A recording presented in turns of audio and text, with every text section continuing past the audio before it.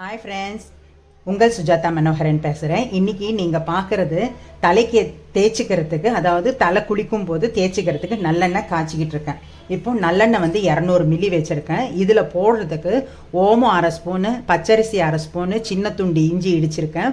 அதே போல் பூண்டு, வரமிளகா 1. இந்த வரமிளகா சூட்டை குறைக்கும், இது உடம்புக்கு 2த்துக்கும் ரொம்ப நல்லது. இந்த ஓமமும் அரிசியும் வந்து உடம்பை தன்மையாக நல்லா வச்சுக்கும். இப்போ இது போட்டுட்டு மற்றதை சொல்கிறேன் நான். இப்போ இது இப்படியே காயணும். காஞ்சி தானாக அப்படியே அந்த சத்தம் மொத்தம் அடங்கும் போது இதை ஆஃப் பண்ணி வச்சிடலாம். வேணுங்கும் போது நம்ம கொஞ்சம் சுட வச்சியும் நம்ம தலைக்கு தேய்ச்சிக்கலாம். இது எங்கள் வீடுகளில் ப்ரெக்னென்ட் ஆகி குழந்தை பிறந்தப்புறம் நாங்கள் இந்த எண்ணெயை தான் அந்த தாய்க்கு தலைக்கு தேய்க்கிறதுக்கு நாங்கள் காய்ச்சுவோம். அது மட்டும் இல்லாமல் வருஷம் மொத்தம் எல்லாருமே இது மாதிரி எண்ணெய் தேய்ச்சி குளித்தோம் அப்படின்னா ரொம்ப உடம்புக்கு நல்லதுங்க. டேண்ட்ரஃப் வராது, ட்ரை இது இருக்காது, ஹேரில் வந்து ட்ரைனஸ் இருக்காது, மண்டையும் நல்லா குளுமையாக இருக்கும். இது வந்து வாரத்துக்கு 2 தரம் தாராளமாக லேசாக சுட வச்சு தலைக்கு தேய்ச்சி குளிக்கலாம். நீங்கள்லாம் செஞ்சு பாருங்கள்.